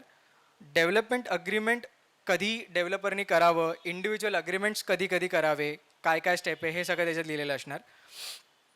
प्लॅनिंग अप्रुव्हल त्यांनी कोणत्या स्टेजला करावं हे सगळं लिहिलेलं असणार. त्याच्यात त्यांनी प्लॅन्स कधी आपल्याला दाखवावे, आपल्याकडून प्लॅन्सचं अप्रुव्हल कधी घ्यावं, ते झाल्यानंतरच त्यांनी MCGMमध्ये सोसायटीचे आपलं रिडेव्हलपमेंटचे प्लॅन्स टाकावे, हे सगळं लिहिलेलं असणार. याच्यानंतर आपलं टर्म्स अँड कंडिशन्स असतील. So details list of terms and condition, जे काही डेव्हलपर्सवरती जे काही बाइंडिंग असेल की त्यांनी हे सगळं मान्य केलंच पाहिजे. स्टँडर्ड टर्म्स अँड कंडिशन्स जे असतील, जसं फॉर एक्झाम्पल सांगायचं झालं की MCGMचे सगळे रूल्स पाळणं झालं, जो काही स्कीम डेव्हलपर यूज करणार असेल त्या स्कीममध्ये जे काय बेनिफिट्स आहेत ते बेनिफिट्स आपल्याला क्लिअरली पास ऑन करावेत सोसायटी मेंबर्सना. जो काय त्याचा शेअर असेल तो त्यांनी इक्वली हे करावा. अजून एक त्याच्यात एक आपण एक ॲडिशनल एक हे टाकतो की समजा इन फ्युचर कन्स्ट्रक्शन चालू असताना किंवा नंतरसुद्धा जर FSI वाढला by some kind of rule, तर त्या FSIचा ॲडिशनल FSIचा बेनिफिटसुद्धा त्यांनी कशा प्रकारे आपल्याला पास ऑन करावा ह्याचासुद्धा त्याच्यात कंडिशन लिहिलेली आहे. याच्यानंतर डिटेल्ड लिस्ट ऑफ ॲम्युनिटीज आणि स्पेसिफिकेशन्स. सो हे एक खूपच महत्त्वाचं सेक्शन आहे टेंडर डॉक्युमेंटमध्ये. आपल्या घरात लागलेल्या नळापासून ते ओटा कुठल्या मार्बलचा कुठल्या मटेरियलचा असला पाहिजे, ते लादी कुठल्या साईजची आणि कुठल्या मटेरियलची असली पाहिजे, हे सगळे या डिटेल लिस्ट ऑफ ॲम्युनिटीजमध्ये लिहिलेलं आहे. सो त्या क्वालिटीचं ॲम्युनिटीज आपल्याला डेव्हलपर्सनी देणं बाध्य असेल या टेंडर डॉक्युमेंट थ्रू. याच्यावरती जर तो काय आपल्याला देणं इच्छुक असेल तर त्यांनी नक्कीच द्यावे, ते त्याच्यात लिहिलेलं आहे. त्यानंतर details to be submitted by the developer, हा आपला सेकंड लास्ट सेक्शन आपण म्हणू शकतो, ज्याच्यात आपण त्यांच्याकडनं किती पर्सेंटेज ऑफ एरिया जो आपल्याला देतो आहे आपल्या एक्झिस्टिंग कार्पेट एरियावरती, आपल्याला किती रेंट देतो आहे, आपल्याला किती कॉर्पस एरिया देतो आहे, तो जो FSI शेअरिंगचा मी भाग बोललो तर तो आपल्याला किती FSI शेअर करणार आहे, याच्या व्यतिरिक्त काही ॲडिशनल त्याला काय द्यायचं आहे इन्फॉर्मेशन त्याच्याबद्दल, तर तो ते काय देतो आहे. पार्किंगचं confirmation as per MCGM rules आपण त्या ह्याच्यात घेतो. सो तो एक टॅब्युलर फॉर्म असतो ज्याच्यात आपण त्यांच्या कमर्शियल डिटेल्स घेतो प्लस टेक्निकल डिटेल्स घेतो. म्हणजे टेक्निकल डिटेल्समध्ये डेव्हलपरचं नाव, त्याचं लोकेशन, तो किती, त्यांची फर्म, ती कंपनी किती वर्षापासून आहे, लिस्ट ऑफ प्रोजेक्ट्स आपण मागवतो ऑन गोईंग प्लस कम्प्लिटेड. या एका पर्टिक्युलर टेंडरसाठी आपण अजून एक त्याच्यात ॲडिशन केलं आहे की त्या list of documents, list of प्रोजेक्ट्समध्ये आपण schemes under which the redevelopment has been undertook by the developer ते आपण ॲड केलं आहे. हे सगळं त्याच्यावर असेल. त्याच्यानंतर आपण एक डिक्लेरेशन घेतो डेव्हलपरकडनं की त्यांनी हे सगळं टेंडर डिटेलमध्ये वाचलं आहे, या टेंडरमध्ये जे काही लिहिलेलं आहे तो त्याला ते अग्री करतो आणि त्या बेसिसवरती त्यांनी त्याची ऑफर दिलेली आहे. हे असेल त्याचं डिक्लेरेशन. ते डिक्लेरेशन आपण त्याच्या लेटर हेडवरती मागून घेतो. आणि लास्ट असेल लिस्ट ऑफ ॲनेक्शर्स. तर या केसमध्ये आपल्याला जे काही आपले डॉक्युमेंट्स आहेत, म्हणजे आपलं registration certificate, CTS plan, DP remarks, आपले अप्रूव्ड प्लॅन्स आपल्या सोसायटीचे काय आहेत, आरोही टॉवरचे जे काय असतील ते सगळे, आपले electricity bills, water tax bills, photographs, Google location, हे सगळं त्याच्यात अटॅच केलेलं असेल जेणेकरून त्याला त्याची फिजिबिलिटी वर्कआउट करायला काहीही त्रास होणार नाही, हे त्याच्यात आपण एन्श्योर करू. हे एक आपलं टेंडर डॉक्युमेंट असतं जे आता डिटेलमध्ये आपण बनवलं आहे. आणि एक हे कसं कधी फ्लोट करणार, काय करणार ते आता मिहिर सर तुम्हाला सांगतील. सो बेसिकली मी ह्याच्यात अजून थोडं इलॅबोरेट करतो. एकच आहे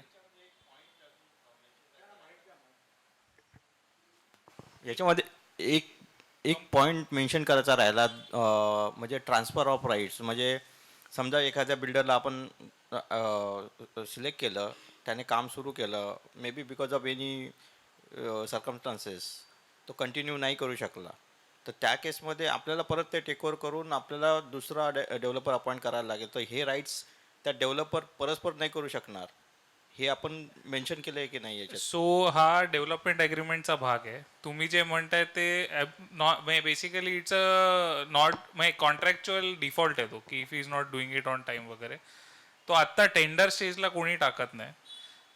त्याच्यामध्ये मी इलॅबोरेट करतो म्हणजे तुम्हाला कळेल. जनरली त्यांनी जनरल टेंडर्समध्ये त्यांच्या फर्मकडून एक टेंडर आलेलं, त्याच्यामध्ये आपण काही मॉडिफिकेशन सांगितलेत, तर ते मी मॉडिफिकेशन्स तुम्हाला सांगतो. आजच्या दिवसाला काय आहे, टेंडर आपलं रेडी होतं ऑलमोस्ट, बट आरोहीचा MOU was not signed by Aarohi also आणि आपल्याकडनं आज अप्रूव्ह झालं आहे. सो ते टेंडरमध्ये काय टाकायचं ते खूप इम्पॉर्टंट असतं, कारण बिल्डरला we have to give him all the information. तर ते आज जेव्हा आज अप्रूव्ह झालं तेव्हा it will be a form of status रिपोर्टमध्ये एक नोट बनवून ठेवलेली आम्ही. पण आमची एक अशी पण नोट होती की आरोहीने उद्या ॲग्री नसतं केलं तर ती पण नोट तयार होती की काय टाकायचं, कसं प्रोसीड करायचं. सो एनिवेज, सो बेसिकली त्यांनी सांगितलं तसं टेंडर नोटीस, आणि tender notice is just a general notice की आम्ही टेंडर काढतोय, आमचा प्लॉट इथे, it's like a advertisement. So त्या केसमध्ये we will be sharing the tender notice and the newspaper advertisement.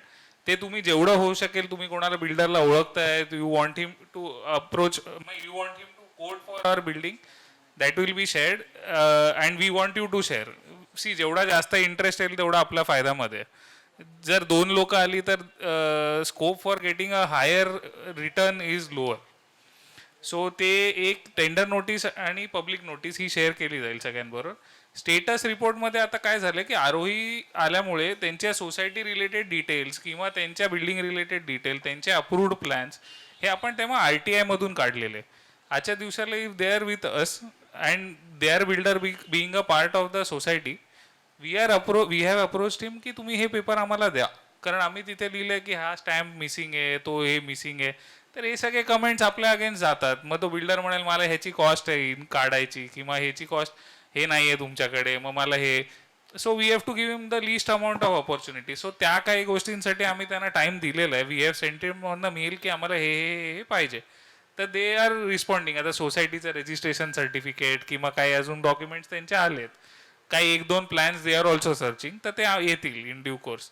दुसरी गोष्ट म्हणजे त्यांनी मेथडॉलॉजीचं बोलला की मेथडॉलॉजीमध्ये आपण नोटीस देणार, मग ते ओपन होणार. आता त्याच्यामध्ये आम्ही काय एक इन्सिस्ट केलं इज डिझाईन. खूप ठिकाणी कसं असतं की डेव्हलपर अपॉइंट होतो पण डिझाईन फायनल नसतं. तो डेव्हलपर आपल्याला काय डिझाईन देणार किंवा आपलं घर कसं दिसेल, तो what does he intend to build, ते काहीच नसतं त्याच्यामध्ये. त्यांच्याकडे एक रफ आयडिया असते, पण ती जोपर्यंत तो अपॉइंट होत नाही it's a significant cost for him. So आम्ही काय केलं आहे की before selection of builder we will have a design presentation. He has to show us की तुला काय बांधायचं आहे, तू कसा बांधणार. कारण नुसता डेव्हलपर आपल्याला एखादा एरिया जास्त देतोय किंवा एखादं ॲम्युनिटी जास्त देतोय म्हणजे ती ॲम्युनिटीची क्वालिटी काय. तो म्हणेल मी पूल देतो, पण त्याने डबका बांधला तर त्या डबक्यामुळे आपल्याला बऱ्याच पुढे त्रास होऊ शकतात. किंवा तो म्हणेल की मी स्विमिंग पूल टेरेसवर टाकतो, किंवा एखादी ॲम्युनिटी आपल्याला नकोच आहे, किंवा जसा स्विमिंग पूल खूप लोकांना नको आहे. तर ही डिसिजन आपल्याला जर डिझाईन डेव्हलपर सिलेक्ट झाल्यानंतर घेण्यापेक्षा आधी घेतलेली बरी. कारण these decisions will affect our maintenance पुढे जाऊन. सी बिल्डरला काय बांधायला कॉस्ट आहे, he doesn't have to maintain it. Some things are cheap to build and very expensive to maintain. So ते आपल्याला आधी आलेलं बरं आहे. काही एखादी ॲम्युनिटी आपण इमॅजिन नसेल केली पण ती नवीन त्याला टाकायची असेल तर ती पण येऊ देत ना. वी कॅन ऑलवेज से की बाबा हा ही देतोय तर तुम्ही का नाही देते दुसऱ्याला. सो आपल्याला काय आहे की डिझाईन फेजमध्ये जेवढी कॉम्पिटिशन जास्त तेवढा आपल्याला प्रोजेक्टमध्ये फायदा होतो ॲक्च्युली.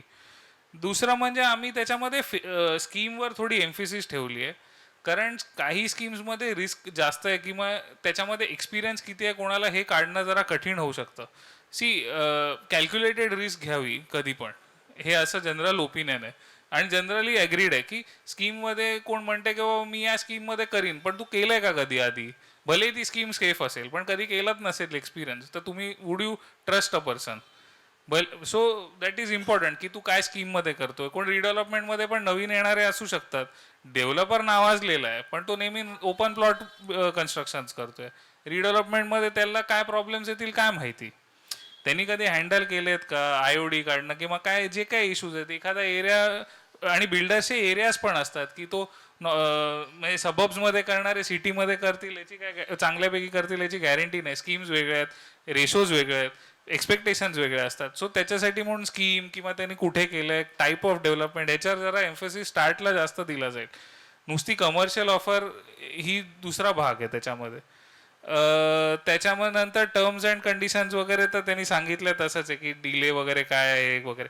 मेनली आपल्याला सिक्युअर करण्यासाठी एक टर्म अँड कंडिशन अशी टाकली गेली आहे त्याच्यामध्ये की सगळा जो FSI आणि प्रीमियम्स आहेत हे पहिले पे होतील आपण इव्हिक्शनच्या आधी आणि ते आपल्या नावाने पे होणार. बिकॉज त्याला काय असतं we legally give him a power of attorney. Property आपलीच राहते, सोसायटी आपलीच राहते. सो त्या केसमध्ये he has to buy the permissions from the BMC upfront in our name. कारण काय असतं significant cost of construction is the premiums, not the construction in it self.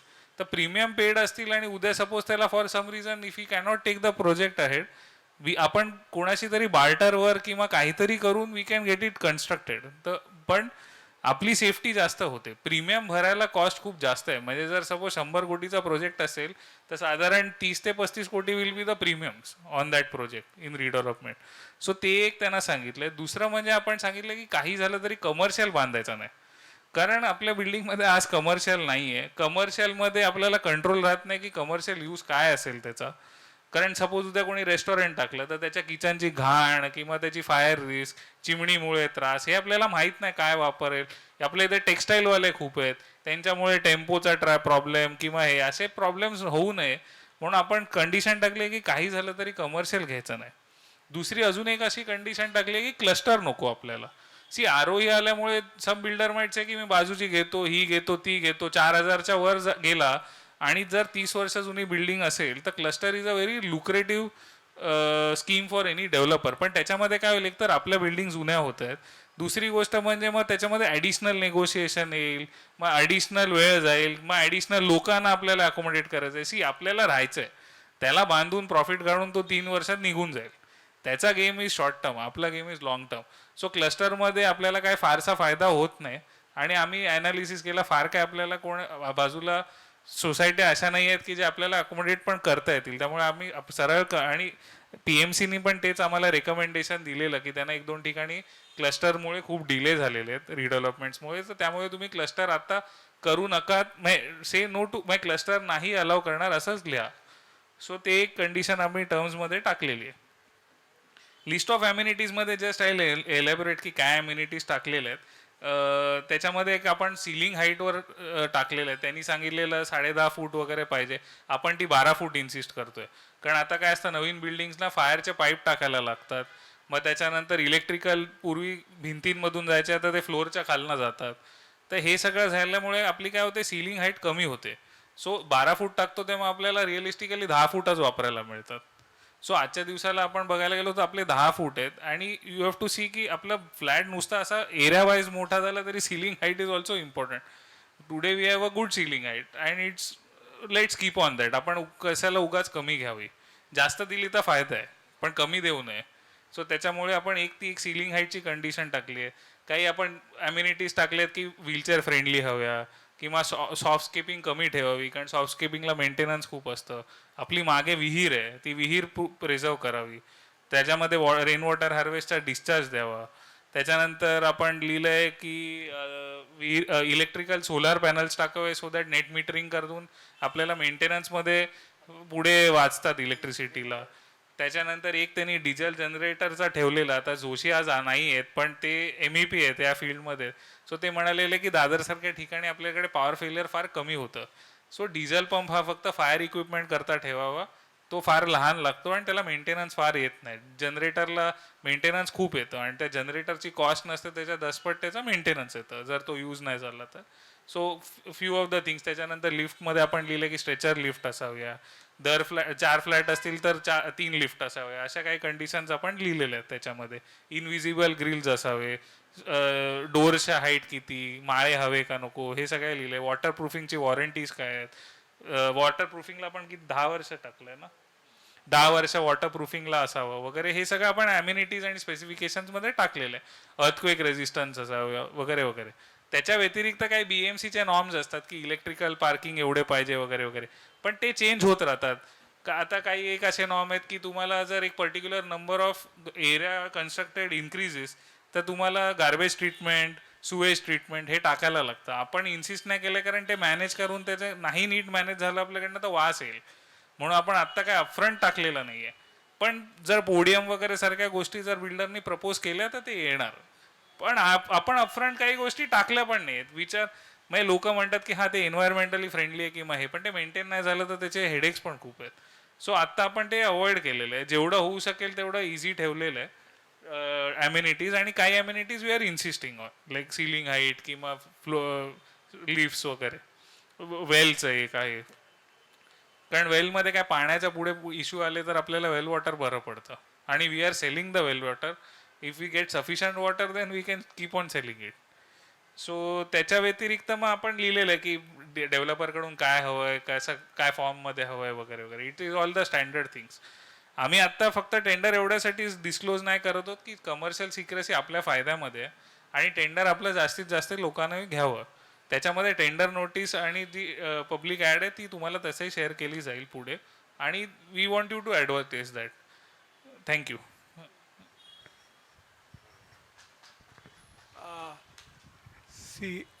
दोन गोष्टी आत्ता ज्या आल्यात. एक doctor Kamat, while you went, I wanted to add what Madhav had said. One is you talked about individual agreements. See, the minutes are signed by all individual members, okay? One. Second thing is we have been told that initially it could be with the society, but ultimately all individuals will be also signing their agreement. So it answers your question. एक आत्ता मला Mrs साठेनी एक चिठ्ठी दिली आहे, त्याच्यात लिहिलं आहे की वी वॉन्ट 33(7)B. आता एकच मला सांगायचं आहे त्याच्याबद्दल. आत्ता आम्ही कुठली स्कीम द्यायची, आमचं 1 तास डिस्कशन झालं विथ PMC आणि विथ लिगल ॲडवायझर बोथ. त्याच्यात त्या दोघांचंही मत असं होतं की तुम्ही स्कीम आत्ता स्पेसिफाय करायला जाऊ नका, कारण तुम्हाला जर काही एक्स्ट्रा फायदा मिळत असतील तर त्यांना ते ऑफर करू देत, नंतर तुम्हाला पाहिजे ते सांगू शकता. सो आत्ताच्या क्षणाला स्कीम कुठलीही स्पेसिफाय झालेली नाही आहे टेंडर डॉक्युमेंटमध्ये. आणि ॲज फार एज मी मगाशीच सांगितलं, हे असं आहे की हे डिसिजन आपल्या सगळ्यांनी सामूहिकरित्या घ्यायचं आहे. एकाला कोणाला ही स्कीम पाहिजे म्हणून तसं आपण ठरवू शकत नाही. त्याच्यामागे टेक्निकल ह्याच्यात जावं लागेल, बाकीच्या फायदे तोट्यामध्ये जायला लागेल. तो आत्ता याच्याबद्दल काहीच डिसिजन घेण्यासारखं नाही आहे. योग्य वेळेला ते घेऊ, पण त्याच्यात म्हणजे हे दोघंही लिगल ॲडवायझर आणि PMC एकत्र बसून त्यांनी सांगितलेलं आहे.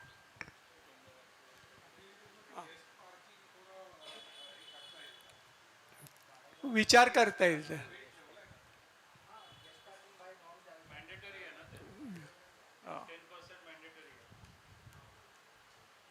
So we passed the second resolution also to authorize the redevelop.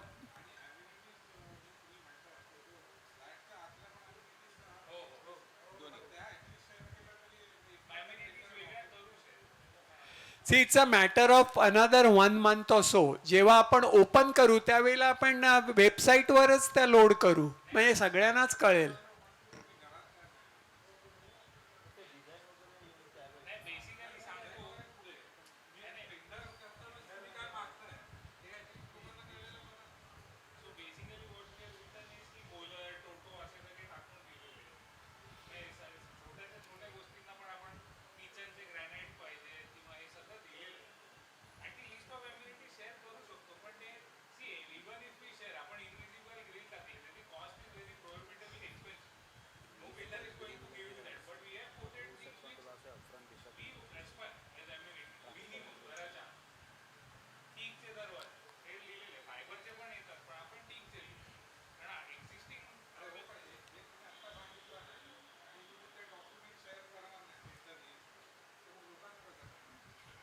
लोकांना 15-20 दिवसाचा, एका महिन्याचा प्रश्न आहे. कारण काय आहे,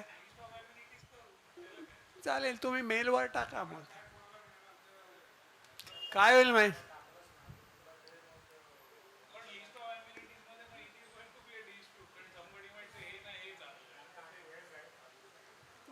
खायला दे तू.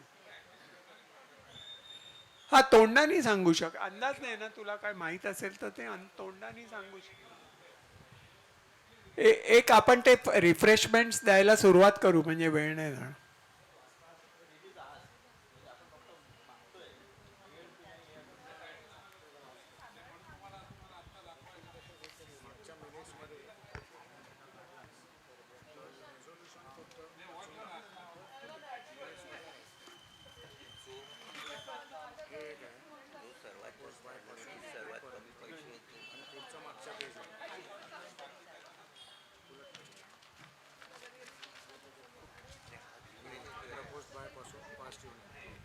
This was regarding transfer of PDC to PDC. आता ते करायला पाहिजे, मी सांगतो. विचारलं Taken as second to third point. हो.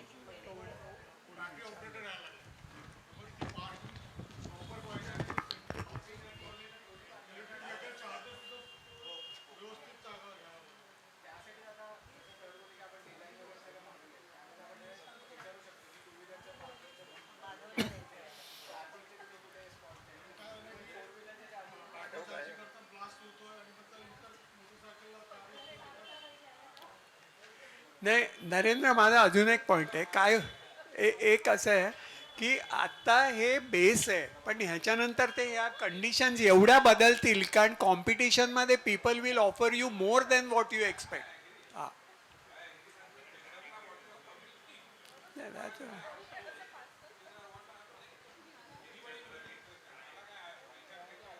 या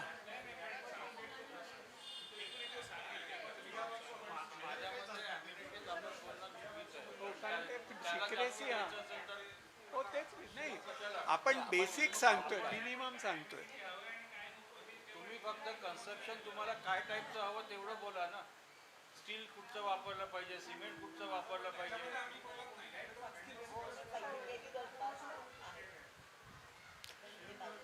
No, it's a matter of a month or two. So in that it will become public and then it will be modified more than 50% is our experience which I heard from people. तर आता आपण हे खाता खाता तुम्हाला मी आहे अजून पाहिजे. नाही मटेरियल नको, जस्ट से अम्युनिटी.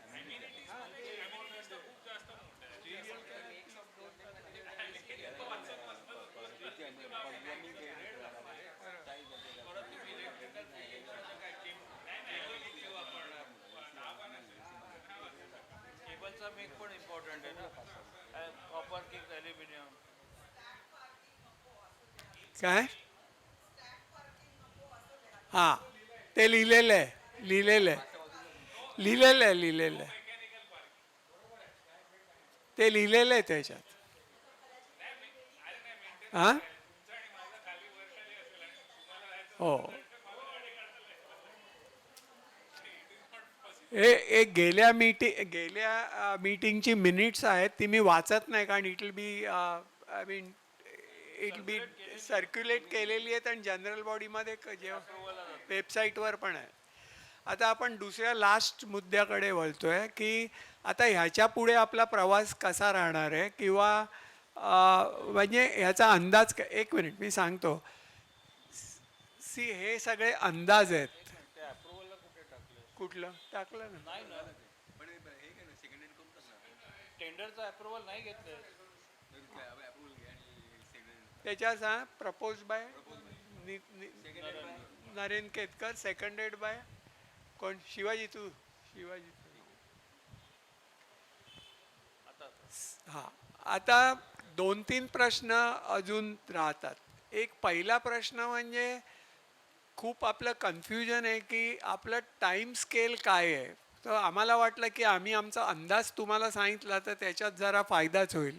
हा अंदाज आहे हे लक्षात ठेवा. ह्याच्यात अपेक्षित अडचणी धरलेल्या आहेत हिशोबात. पण प्रोजेक्टचं हेच वैशिष्ट्य असतं की त्याच्यात अनएक्सपेक्टेड अडचणी जास्त येतात. त्यामुळे त्या जेव्हा येतील तेव्हा त्या आपल्याला सोडवायला लागतात. एकतर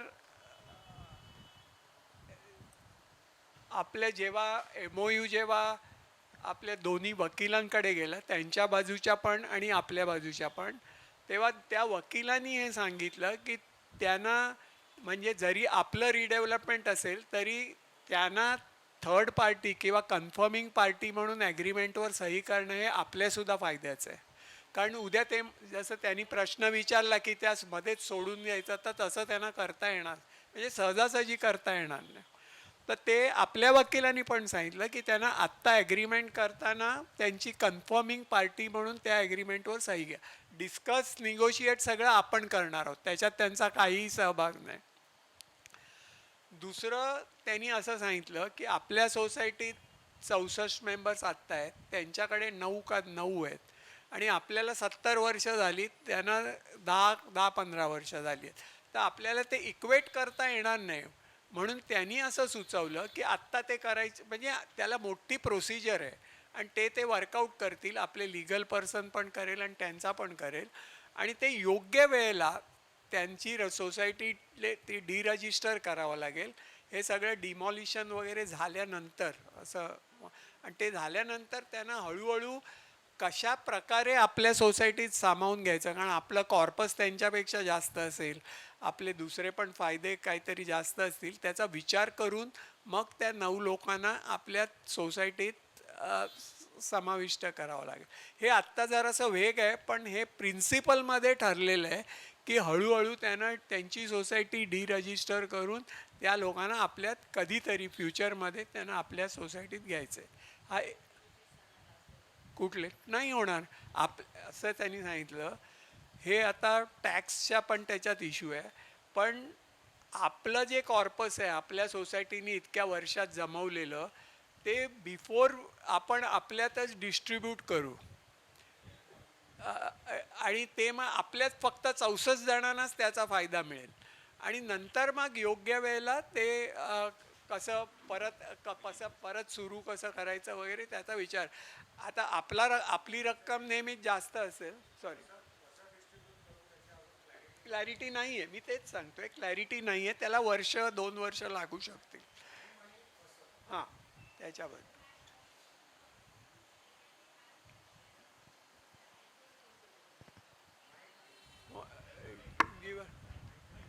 ऐकू येत नाही. नाही I give you mic. They are a 15-year-old society, so they might be having their share of dues and other things in the process of running the society. All those things also See, will be. one of the greatest obstacle in signing the MOU was we were insisting that their liabilities will remain with them and Sahkar Niwas will have none of it. None. Great. Okay. We told them it is between you and your developer. If there is a liability in future, you decide how to do it. We are not a part of it. Okay, It is written in the MOU. Okay. Okay. Thank you.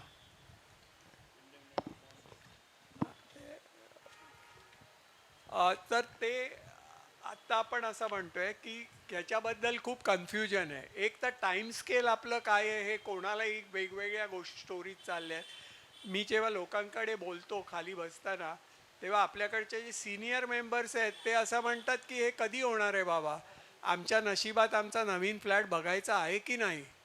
त्याच्या उलट पण मत आहेत. काही लोक मला भेटतात ती सांगतात तुम्ही फार घाई करताय. सो आपल्याला एक काहीतरी रेफरन्स पॉईंट ठेवावा लागेल की हा आमचा अंदाज आहे, त्याच्यावर तुम्ही आपले फ्युचर प्लॅन्स करू शकता.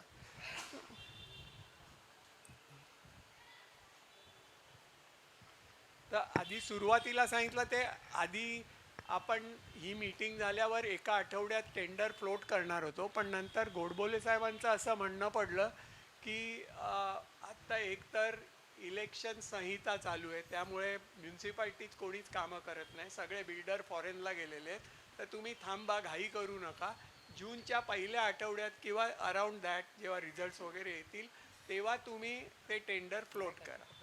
हा त्यांचा पहिला. हॅलो, तेव्हा तुम्ही टेंडर फ्लोट करा. तर असं आपण धरूया की जूनच्या पहिल्या पंधरवड्यात आपण ते पेपरमध्ये ॲडव्हर्टिजमेंट देऊ.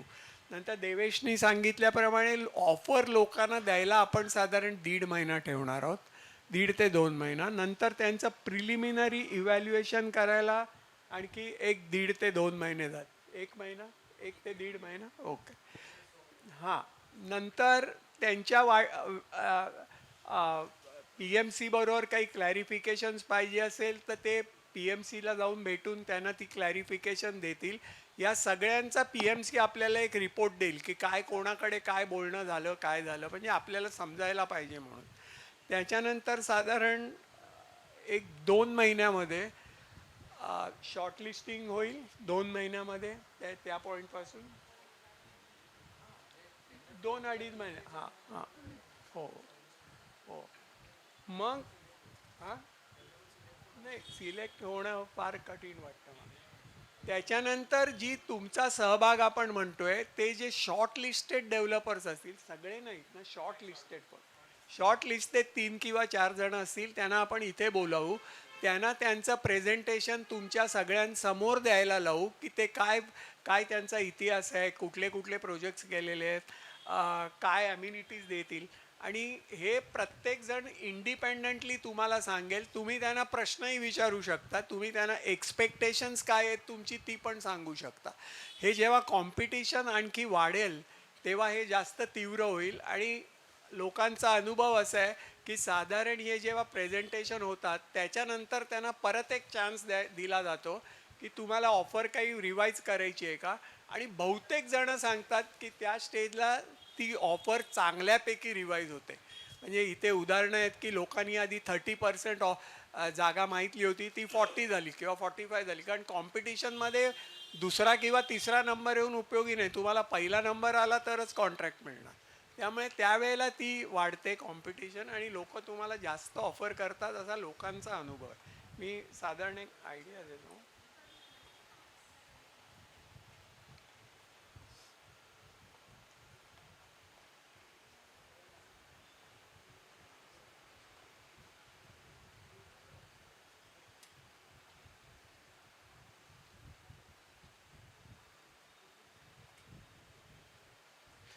ह्या आम्ही पी एम सी आणि आपल्या लिगल ॲडवायझर या दोघांकडेही हे डिस्कस केलेले आहेत आणि त्यांनी पण आपले आपले अंदाज देऊन हे त्याचा ॲव्हरेज काढून हे बनवलेलं आहे. So short listing of developers आपण एक्सपेक्ट करतोय की साधारण 15 ते 30 ऑगस्टपर्यंत होईल शॉर्ट लिस्टिंग ऑफ डेव्हलपर्स. नंतर जर आपल्याला वाटलं की त्यांचे प्रोजेक्ट जाऊन बघायला पाहिजे तर ते पण डेव्हलपर नॉर्मली अरेंज करतात की तुम्हाला बस करून किंवा त्यांचं बघायचं आहे किंवा तिथे जाऊन लोकांशी बोलायचं आहे तर ते पण शक्य होतं. हे सगळं प्रेझेंटेशन्स त्यांची होईपर्यंत आपल्याला साधारण ऑक्टोबर उजाडेल. 15 ऑक्टोबर आपण धरतो.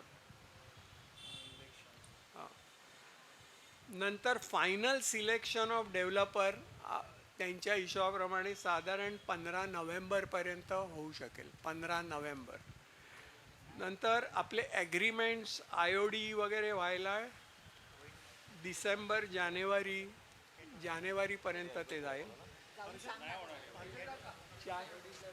किती 6 महिने? 6 महिने. ओके.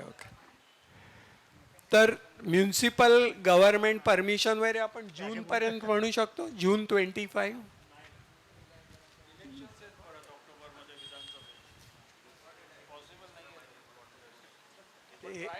ते त्यांनी सांगितलेलं आहे, मी सांगतो.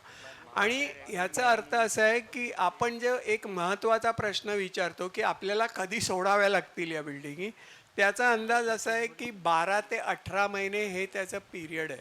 म्हणजे आजपासून 12 ते लवकरात लवकर 12-13 महिने, उशिरात उशिरा 16-18 महिने. म्हणजे पुढच्या 2025 डिसेंबर एंड येईल. हे अंदाज आहेत. आता मी सांगितलं याच्यात एक्सपेक्टेड अडचणी धरलेल्या आहेत.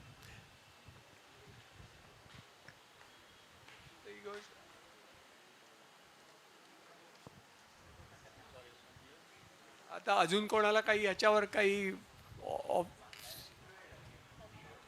3 वर्ष कायद्याप्रमाणे जर त्यांनी 3 वर्षाच्या वर जास्त घेतले तर त्यांना कॅपिटल गेन्सचा प्रश्न येतो. सो ॲग्रीमेंटमध्ये आपण 3 वर्ष लिहिणार आहोत असं मला वाटतं. बरोबर.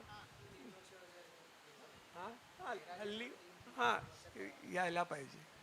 हल्ली टेक्नॉलॉजी वगैरे एवढी पुढे गेली आहे की एक टॉवर 3 वर्षात पुरा होऊ शकतो जर एफिशियंटली काम केलं तर.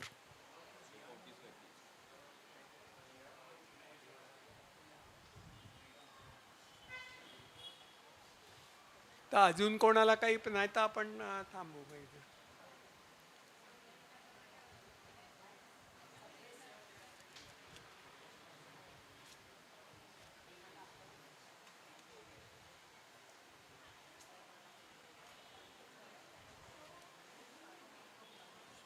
काय विनय, तुला काही विचारायचं आहे का? इथेच विचारून टाक.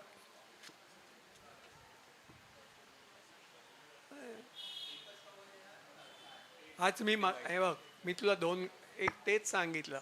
मला जे प्रश्न विचारले जातात ना त्याच्यात मी त्यांचं सेपरेशन करतो.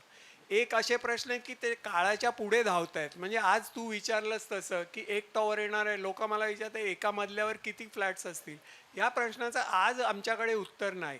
पण जेव्हा आज आपली पहिली मीटिंग धरली तर जेव्हा सेकंड किंवा थर्ड मीटिंगला पोचू तेव्हा याचं उत्तर मिळालेलं असेल. मिनल वैद्यला मला आठवण झाली. तुम्हाला आठवतं का, तुम्ही आपल्या रिडेव्हलपमेंट्स होणार की नाही त्या मीटिंगच्या आधी तुम्ही काही प्रश्न विचारले होते. ओके. त्याच्यातला एक मुख्य प्रश्न हा होता की ROE असताना आपलं रिडेव्हलपमेंट कसं जाणार आहे. तेव्हा त्या प्रश्नाला उत्तर नव्हतं, पण आज तुम्हाला त्या प्रश्नाचं उत्तर मिळालेलं आहे. ओके. तेच मला सांगायचं आहे. तुम्ही काळाच्या आधीच प्रश्न म्हणजे पुढे जाणारे प्रश्न तर त्याचं उत्तर आता देणार नाही. पण आम्ही ते सिरियसली घेतो, त्याच्यावर अभ्यास करतो, एक्सपर्ट्सना विचारतो आणि कधीतरी फ्युचरमध्ये त्या प्रश्नाचं उत्तर तुम्हाला नक्की मिळेल. हो.